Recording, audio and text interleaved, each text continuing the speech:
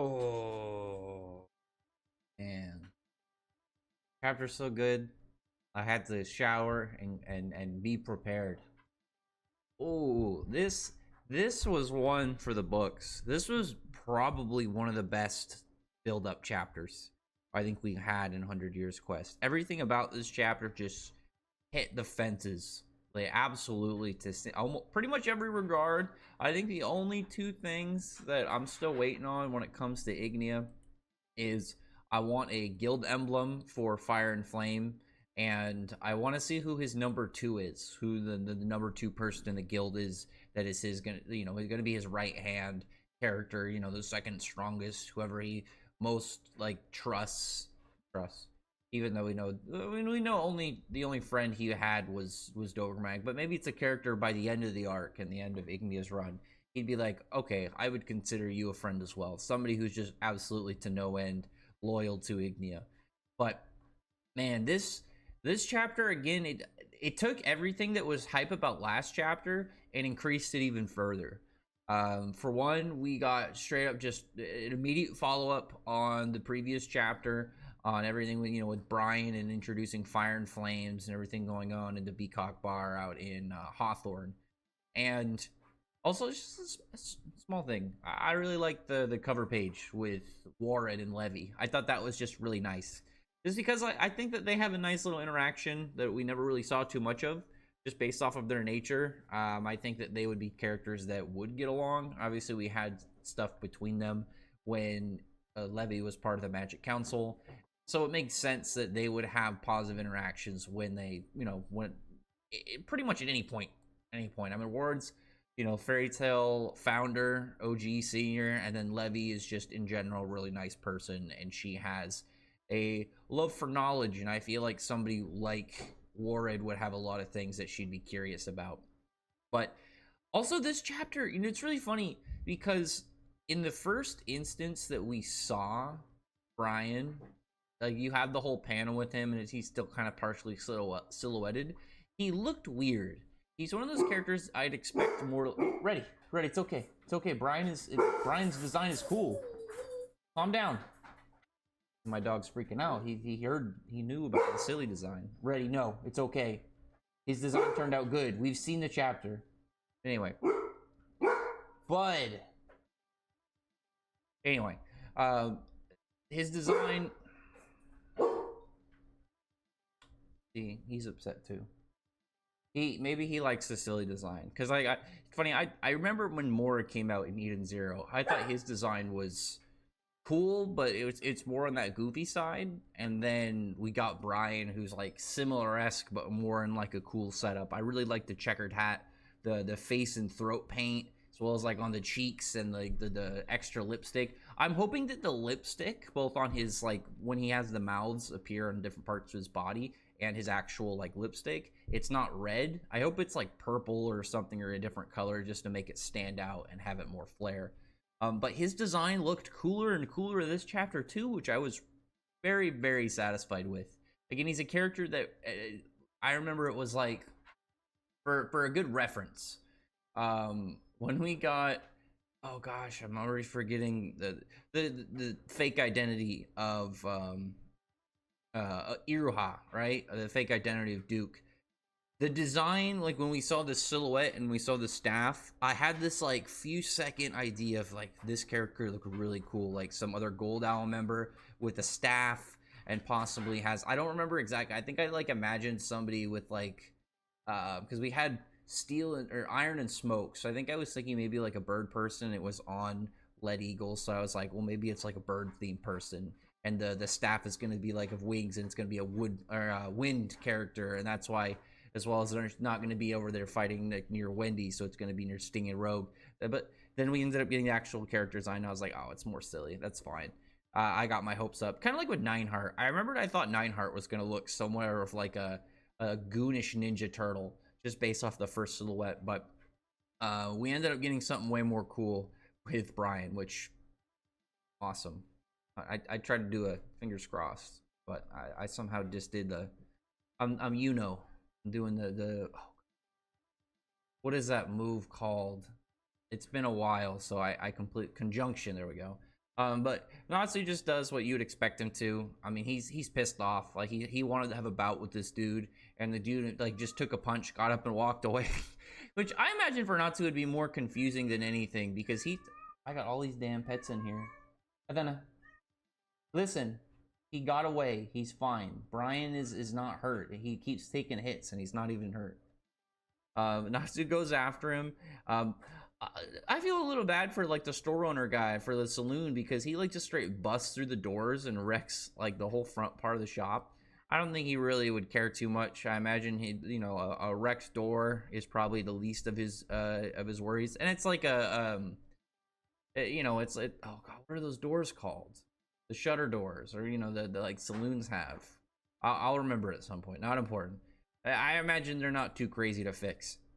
But once he left, Gray's like questioning the dude and saying like, you know, you mentioned Fire and Flame. We're actually looking for information on them because they remember the Signario sisters mentioned it before they ended up leaving. And that's when the guy's just like, listen, you don't want to deal with them. You don't want to have anything to do with them. They're a dark guild. They're trouble. All of them use fire magic. That's a really interesting thing to me as well, because I was thinking more of the idea that they would be like a guild that Ignia forms for the sake of his own power. Like he gathers people that are not issues for him, but people that could be issues for him in some way, shape, or form, or he makes them into some way, shape, or form that they are trouble for him. You know, not like if I leave this guy unchecked, he's gonna beat me, but it's like, oh, I give this guy a trick power that's annoying for me to deal with, but I have to be able to get over to overcome him to show my strength. So it's like if you had a guild with all these characters and it's all these crazy abilities, but you know at the end of the day that he's fought and beaten all of them, and not just like, oh yeah, he's more powerful than them, so they don't even try. Like he's actually like tested their abilities, tested like whatever kind of broken powers they have. Kind of like when we look at like Zareth, but instead of it being like for suicide, it's more of just like I need to go through the gauntlet myself, which I really like the idea, but it seems more so about his plan. And there's a little bit in this chapter they think that's nudged at that as well. Not just the whole part where it's like, yeah, they're specifically gathering fire magic users. It's the way that Brian talks at the end of the chapter. But we have this dude, and this old dude, I wonder if he's going to be a character, one of those characters that we find out is more important later of some kind, just because he seems to just like have all this information, but maybe it's just because he's a barkeeper in this area, so he, you know, gets a lot of information coming and going through his saloon. But he mentions that Ignia is the guild master of Fire and Flames. Now, this is something that I wanted to get addressed as soon as possible. That who is the guild master of Fire and Flames? Because there's the whole question of where did Fire God Castle come from? Was it named in honor of Ignia, but then why is it not Fire Dragon God Castle? Maybe the people dubbed him as a fire god, but don't know he's a dragon, or is the fire god, or was the fire god the original owner of the castle, and then Ignia showed up and fought him and took it. I personally really like the idea that the fire god did own the castle at one point. Ignia showed up and then fought him in some way, shape, or form, whether it was like to challenge him and get himself stronger. I think it'd be really cool if, like, well, Ignia's like, if we saw a flashback and he was really young and at one point he's climbing the ladder, there's only going to be a handful of people that are really a problem to him. But I think it'd be really cool if it's like the first thing that really became Athena, I'm talking right now. This cat just wants to yell. If the first thing that really became a problem for him, and she's just gonna scream. Let me try and get this cat real quick. Come down over here. Chapter. Down.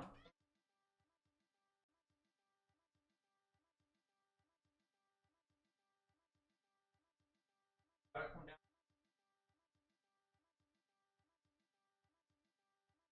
It's gonna be a reoccurring thing. Cat just wants to scream and get attention, but she doesn't want to actually commit to getting attention. But with Ignia, he I like the idea that like the first person that really became like a big obstacle challenge for him was literally the god of fire, and then he ends up at some point defeating him and either puts him in his group or like imprisons him in the, you know, the deepest dungeon of the castle. I think that would be really badass in terms of just general lore, story, world building, everything around that. I think would be really cool. But As it is, we now in this chapter, at least the current guild master, or the maybe very possible the only ever guild master, whether like the idea of like a potential fire god was the original guild master or something, and then Ignia took it. Who knows? Because one thing as well is Ignia's pendant is like a very reoccurring aspect of his character design. So I assume that there's got to be something of value into that specifically, and it's not just a character design detail. But that's obviously going to be something we're going to have to wait a while to actually figure out. But we find out that he is the current guild master. Why I think that's really important, and I'll go into it in a more in-depth just video on the idea of Ignia and having his own guild. But I think that's just super fascinating for him to have a guild, like something human constructed. And it's not just like with the other dragon gods, like Selene went and essentially forced like a squad into being her minions. With Merkphobia, he didn't really have any. Alderaan ended up having ones that were part of his body, like literally aspects of him that just took different form. There's just, Viernez had like concept embodiment, so they weren't even really people. None of them had the same idea, whereas like even Selene, who had like a little entourage, had it more of like, again, an entourage, not like a guild. So Ignia specifically going for like a human made idea, like a guild, I think is really fascinating, and it can play really well into like understanding his character and what exactly his ideals and goals are, because clearly he sees there's value in humans and human creation. So I really want to see how that plays out. Also, kudos to his throne. His throne is so fucking cool looking. Like, it's got these, first off, it's got these big nasty dragon horns on the back. It's extra thing, it's fully symmetrical from what I can tell. Like, it's symmetrical in design. It's got like behind him this really cool looking sun design, but it's also got like a sun like at the base of it near where his legs are, so similar to his chest tattoo. I wonder if that's going to be their guild emblem, is like that sun and maybe something else in it, because I was thinking about that too. I think it'd be really cool if it's like that sun, but then his chest pendant piece maybe on top of it or something, and that has some form of reference to like the molten cross on the top of the fire god castle. But the Signario sisters are back. Small interesting detail too is they still have their gold owl tattoos. I'm wondering if we're gonna have something kind of like when Fairy Tail had the cat shelter tattoos, and when they went and confronted Agio, that it's gonna kind of like crumble off at some point, and we're gonna see their actual guild marks. That's something that I really like am anticipating, because that's one of the biggest things for me when it comes to just seeing their guild and stuff about their guild, is I really want to see what their guild emblem is. I don't imagine it's just going to be like a fireball or something simple. I imagine it's going to be something very specific and cool. But Ignia right now, he just seems to be hyping himself up. He's talking about how, oh, it's whatever, Viernez is dead, because they're like, yeah, sorry, we got captured. After he's like, yeah, you guys finally came home, fantastic. And he's like, well, Viernez is dead. Alderaan and Dogromag too. Which Alderaan at that full confirmation, I like. There's been like the long theory that Alderaan was actually alive, because the fact that he was a tree.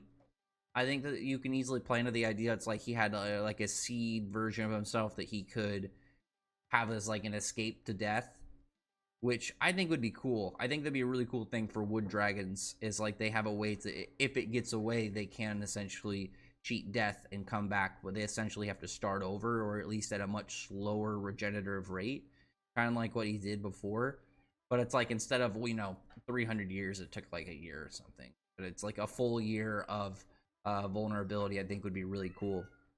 And he's talking to him and just like asking if they met Natsu along their part of the journey, and there's just like, yeah, a small amount of memory on it, just kind of like a faint memory on the idea, but as of right now, not too much. So hang on, I gotta tend to this cat one second. Anyway, where was I?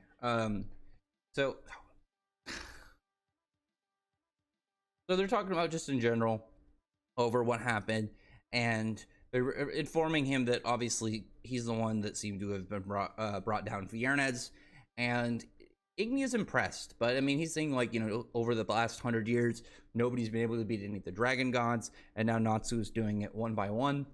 Which, granted, you have to include the fact that there has been outside interference. It's not just Natsu. He's not doing it as if it's like a solo mission.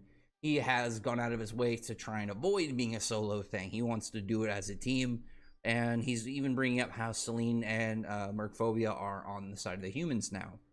Which, I mean, Selene, yes, Merc, but it's like you don't even really need to mention him that much. It's not like he can really do anything in his current state, but Ignia is still really confident that he's gonna win. I really like that panel. I thought that was just a really sick close-up of his face, all serious, shady, looking menacing. It's not just doing it with like as well as like the normal smile. It's got like the fangs showing his sharp, evil intent. You know, you say evil, but it really just depends on what his goal is and exactly where he stands. Because maybe on his perspective and his side of things, he's in the right. We don't entirely know. I feel like right now we can kind of put it towards the more, you know, evilish side. I mean, he has, at least from what we understand, eliminated multiple countries just for fun and to flex. But Signar's sisters are looking like they're pretty hyped up and ready. I'm very curious to see what their personalities are like unmanipulated by Viernes, because both of them seemed a little bit more unhinged when they got back up, but similar-esque to what we already saw.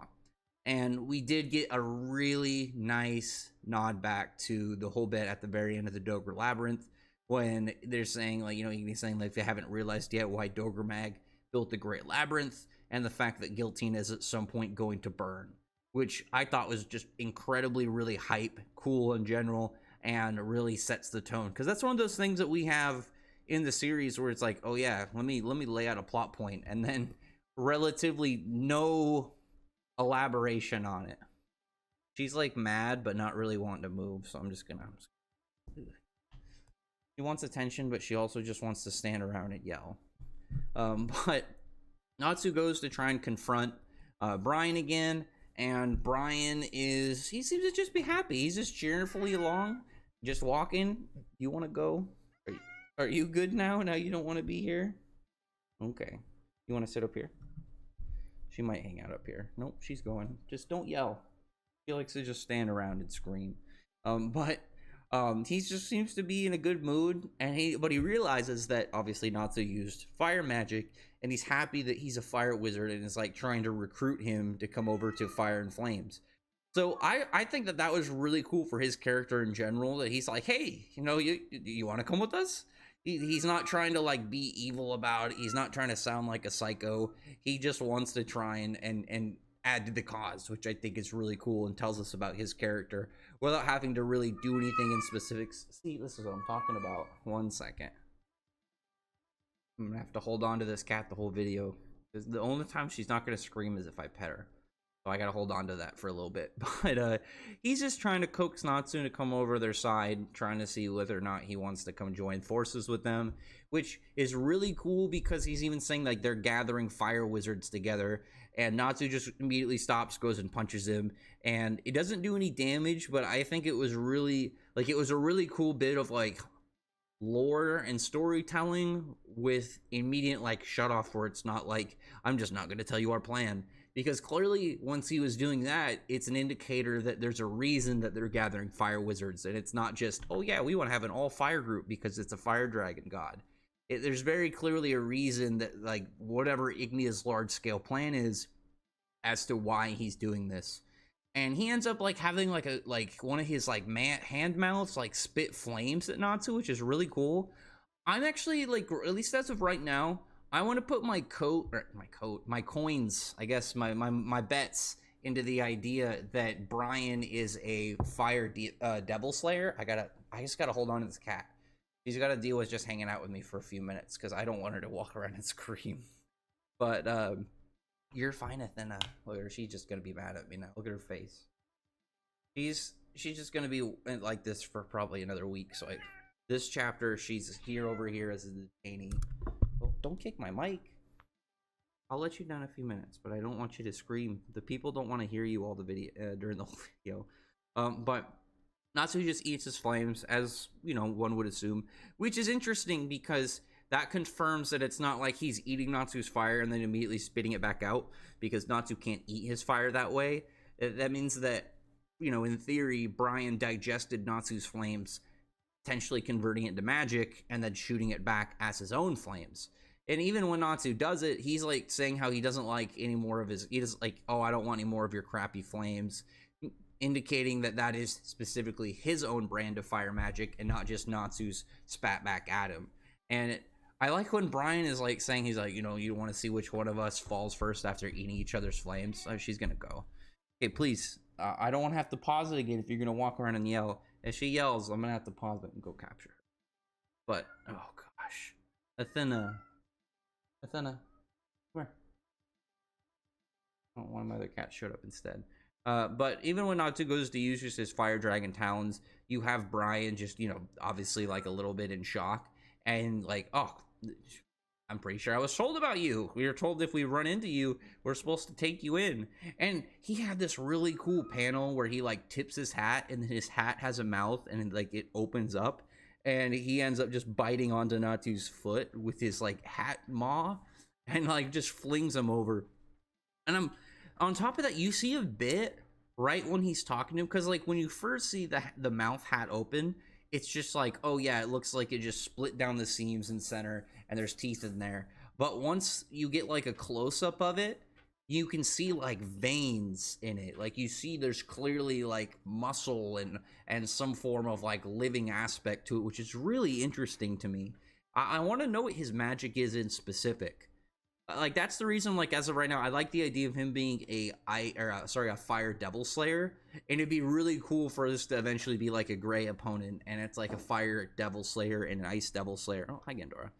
And then at the end of the chapter, you see a whole bit where he's like, you know, saying like, you know, we were told to, you know, if we found you, to bring you to Ignia.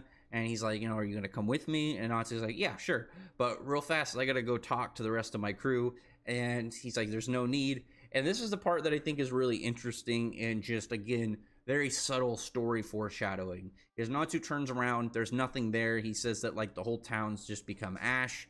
And it's described, at least from when Brian says, he's like, your past has disappeared. So that, to me, is probably not as much of him just having some fancy way of saying it. You can see Gendora right in the corner. It's more probably towards, again, little hints as to what their plan is and where Ignia's whole scheme is going. Because with the Signario sisters, we had the whole bit about them wanting to alchemize history and alter events that happened. And it's like, it's not just the idea of time manipulation, it's more of like reality warping to where you're changing an event without going back. You're just saying like, nope, this happened instead, or altering the events like indirectly through just like complete rewriting of what's going on. But it's different if you travel back and do it versus you say, no, this is what happened, and you use some crazy power to alter, you know, how things all transpired.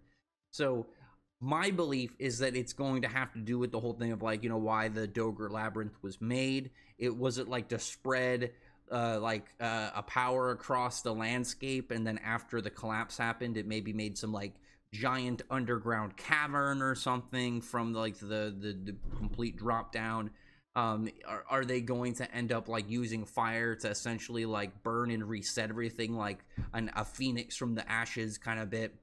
Which also, just as a small extra note, you know, I actually got my fingers crossed properly this time. There's ashes. Might actually get Scolion to show up and be relevant even for a fight. I would love for Scolion to do something even for a fight, even if like the idea that Gray and Brian fought and Scolion came back for mostly a support role, I'd be completely fine with that. I just want to see my dude again. He's easily my favorite besides Suzaku out of Diablos, just because I like his design a lot. I like the Ash Dragon magic. My cat's chewing on a clothespin. And just the general whole vibe that he brought. Because he was really cool that he had like a menacing nature to him. I don't know why she wants this clothespin. Let me see if I can get her on camera to do it. Hey. Sure. You want this?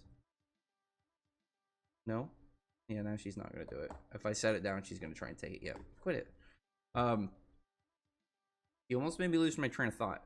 But Scolion just had this really cool, more anti-hero kind of tone to him. Like, Kyria seemed more like you would kind of see as like a villain. You had Mad Mole, who was way more comedic. And then you had Scolion, who just seemed to have more of this, not evil, but very edgier nature to him, which I thought was really cool. So, you know, maybe we'll see. I know Diablos is still in like a really weird position right now, and we don't know exactly when they're going to show back up, but at some point I would expect them to. maybe once we have more fire and flame active and we have a reason to have a much more need for stronger characters to show up. Because at least what I would assume is that if they have a specific goal, they have to have at least a good amount of people. I would imagine it's more so than, say, 5 or 6, because I was thinking, less than 10, but we could easily have more than 10 now.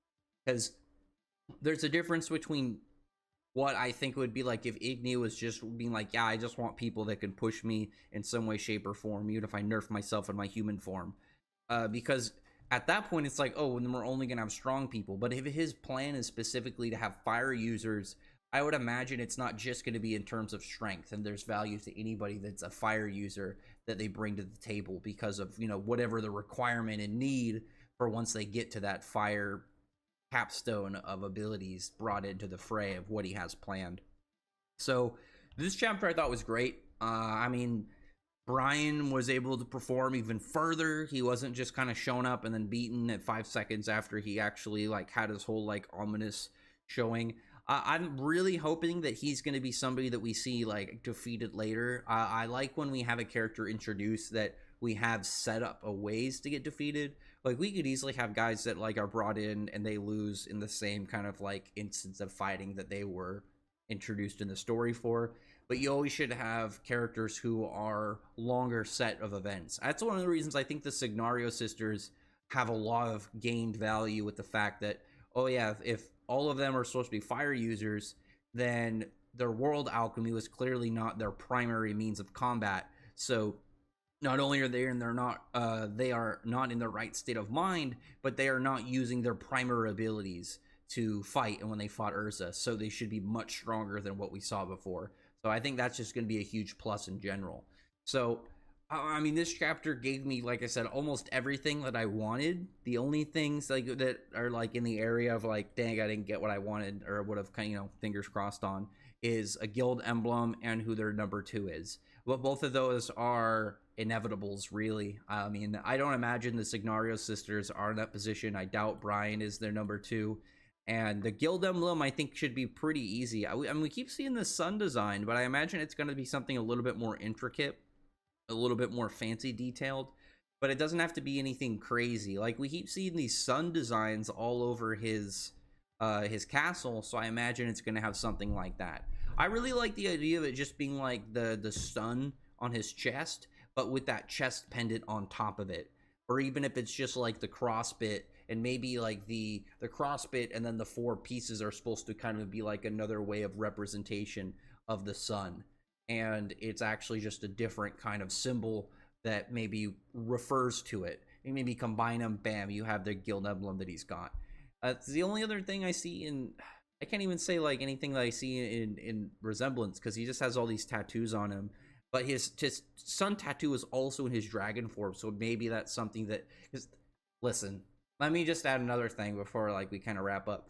If he's a dragon that actually could you imagine if he's actually wants a tattoo in his dragon form, and there's just at some point somebody would walk in, imagine it's you have these wizards come to all these different tattoo experts, the best tattoo artists as they can think of in the kingdom, and they're hey, we're bringing you over for a job you can't tell anybody about the details, we'll pay you, just get the job done and get out.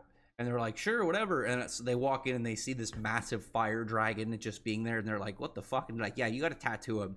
And they're what? And he's yes, I want a sick sun tattoo on my chest, so it's not just in my human form. I want people to see as a dragon I'm inked up. I think that that would be really metal, and it would play a lot into the idea that Ignia is this delinquent scoundrel son of Ignia even further. If he's not only has this design that is a fire dragon, natural, just straight fire dragon Ignia, but more just a little bit edgier. It feels very 90s with all the spikes on it. He's got just extra horns and the fire mane, and then on top of that he's tatted. I think that's just something cool, because we know there's aspects to their general design, Ignia. Ignia and Ignia both have the black parts on their knuckles. Ignia's are more the diamonds, and Ignia has the flames. But I imagine that sun tattoo has to have formed in not naturally. I don't know. That's just my belief. Maybe it is. It's something maybe hereditary, or it's something that happened to him. Who knows? I just really like the idea of at some point this, somebody walks in and they're like, yeah, your job is to tattoo this dragon, and they're like, before they even can kind of really try and figure it out what's going on, the dragon tells them like, this is what I want tattooed on my body, get to it or burn. I think that would be pretty sick. So everything about this chapter was really hype. I had a lot of fun reading it. It's one of those ones where every single time I turn the page, there's another thing that's just getting me more and more juiced up for this whole arc and to see what exactly Ignia's got going on for us. So I'll do a bit probably tomorrow. I gotta get this one uploaded today. I know it'll be late, but I want to get it on chapter day. And then tomorrow I'm gonna do I gotta do another reaction video. I'm gonna do one. I think I'm gonna do one of the fairy tale death battles and just kind of like cringe on those. And then I gotta do another reaction video. But I'm also going to do I'm gonna do a video on Ignia and why I think having a human guild is massive, and why I think that's really important to his character. And not only that, bringing back dark guilds, like it being a dark guild makes me so happy, because it's like after Tartaros we had cults, and then we had the Alvarez Empire, which is a militarized nation, and it's like, yeah, it's no longer a guild war, which I really like. It's like early we had the official guilds and the dark guilds, but later when it became like the guild battles, I always thought that was one of the most interesting ideas of fairy tale, because I love the idea that there's these different factions that exist and at some point they come to clash. Because with Alvarez, obviously it's like, yeah, an entire continent's military might versus one guild.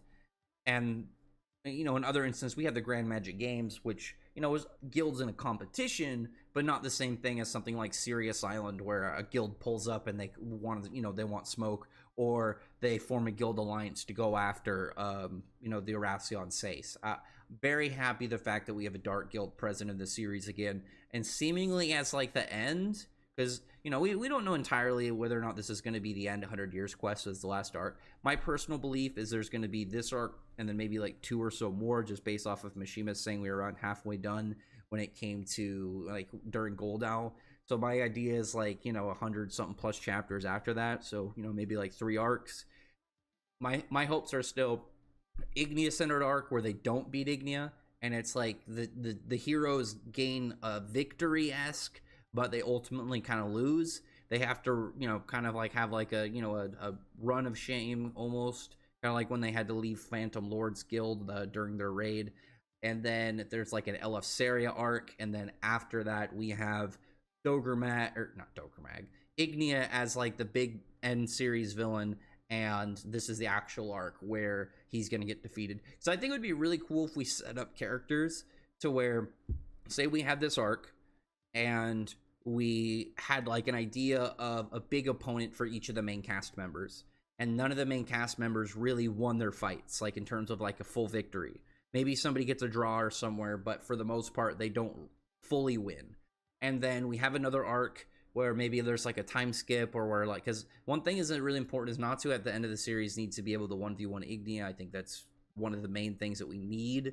Natsu is the only one that logically should be able to 1v1 a dragon god. But it'd be really cool if in the last arc we had those same characters returning, but then we kind of filtered in a couple more new characters, and those are going to be the ones that build up, like going to the arc, like, oh, this is who Natsu is going to fight for 2 chapters, this is who Urza is going to fight for 2 chapters, where it's like these are the guys that are like the build up opponents, and are they're going to be like, oh yeah, you're going to get a at most a lower medium level difficulty fight, but it's going to be more on hype on the main cast members leading up to these big end of arc, end of 100 Years Quest finale battles. So we'll see, because Mishima said he's not certain entirely on whether or not he's going to do a next gen series. I could see him doing it just for fun for the fans, maybe give it to Ueda or somebody else. I think Ueda would probably do it just because it's like it'd be another big thing for him to do for a while, as well as for Mishima. I think it'd be really smart for him to do, just to have another thing to kind of playing further in the series, because you don't have to have the same cast. I think it'd be easy to do a next gen with people wanting to see like the children of all the main cast members, and then you can kind of start at a lower point again where things are way more grounded and smaller, and you could do a lot of world building while kind of like cycling in characters, because that's what Seven Deadly Sins stuff does for 4 Nights, and I think that they do it much better than say like Boruto does it with Naruto characters. I think it's much better how Fortnite does it, and they're able to do it to where they're able just to show more stuff out in the world without it being like, why can this random thing out in the world fight, one of the seven deadly sins? But instead, it's like, yeah, of course, like these guys who are more scrubs, they're going to be struggling with something that would be like a season one easy opponent for if you were looking at seven deadly sins. Because it'd be really cool if we saw even just like say like a Cyclops or something, and it's like, yeah, it's like a hard opponent for like the next main cast in early of the series, but then like maybe like Natsu shows up and he just one taps it, because that'd be something that it's like, it kind of like gets you an understanding of like the characters where they're at now versus the current new up and comers. But that's something completely for a different conversation. But for now, I really love this chapter. Like I said, I mean, the chapter, as its name, Fire and Flame, it's about giving us information on the guild. I don't know. The only thing, again, is like we didn't get an official emblem for their guild, but that's something maybe we'll see. Maybe during the fight with Natsu and Brian will take off his like shirt and we'll see his guild emblem, and he'll like turn into like some big mouthed monster. I think that'd be really cool. I really like the idea that Natsu's not going to defeat Brian here and Brian becomes a gray opponent. We'll see though, because his character, again, he's not somebody, at least so far, that seems like he's just going to be a quick one and done guy. He seems like, the Shima and Wade are having fun with him. He's got a really neat design. He's got a fun personality, and the goofy personality, in contrast to the serious one, is usually like a tell for somebody Mishima has more plans for, because he plans to do more stuff with them. So he always like has a setup of like more of the fun bits. Similar to like, say, like the members of Diablos versus somebody like I'm trying to think of just like somebody right off the top of my head, maybe like the God Seeds. Usually when he has a character that he just wants to kind of like put in, have their fight and get him out there, he'll have them be way more kind of like one dimensional, and like this is their personality, you're gonna see it in the fight and that's it. Whereas characters who are more so, yeah, I plan to use this guy for a bit, he has him also have a funny side, but then the serious side, and we're already getting that with Brian. So we'll see. Maybe he'll be done in the next chapter or two. I'm really hoping that we see a bit more of him because I like him so far. But as it was, Ignia hype, Signaris Sister hype, Fire and Flames hype. Seeing just the whole bit at the end of the chapter, very interesting. I want to know what exactly actually happened. Did he teleport him away? Is it like when he says like your past disappeared? Is it like some weird time burning? Or is it like, yeah, what happens is we're able to kind of like burn away current events and take this and send it back in time, almost to like, again, maybe like a reverse phoenix. So it's like I burnt this area and it's now reborn as it was 500 years ago, 400 years ago, 300 years ago, whatever. Because with the fairy tale members that were inside, you can, you got hologram. Like Lucy has a for sure once a day save. You can easily grab the cats and Gray and Wendy and then pull them out there, pull them back in, which I think would also be good because it would take away Lucy's whole one day autosave going into things. And that way, until we know the day is past, she doesn't have this for whatever's going on. So even, it's obviously like Lucy's not going to die, but it takes away something that is a very, it's a very safe card for her. She'll always have it once a day for her hologram just to pop in, save somebody from imminent death, and get them into a safer spot, and then come back. So we'll see. Next chapter, I imagine we're going to see a lot more of a direct fight. We're probably going to get a little bit more understanding of what Ryan's powers are. I really hope that we're going to get something like he's a Fire Devil Slayer. I think that'd be so cool. Because on top of that, like even just a little bit, like if we could get some like lore on Devil Slaying, I think that would be really cool. Either lore or an equivalent of Dragon Force would be really cool. Like if the equivalent of Dragon Force in his case is like, yeah, my devil power, it gives me more mouths because I wanted to eat more. And maybe Gray gets, I don't know, more arms. Like he's able to do more with like his ice make or something really cool. Who knows? Anyway, other than that though, comment below. Tell me your thoughts are about this chapter. Tell me your thoughts about whether or not you were satisfied with it. What's your opinion on Brian so far? What's your opinion on Ignia's sick ass throne? His whole like badass moment where he's like, doesn't matter, I got this. I'm ready for another 2 weeks, like especially when we get chapters like this where they're just all around hype and they just get us set up for more really cool moments. I'm all here for it. But anyway, other than that, like I said, comment below and tell me your thoughts. Until the next one,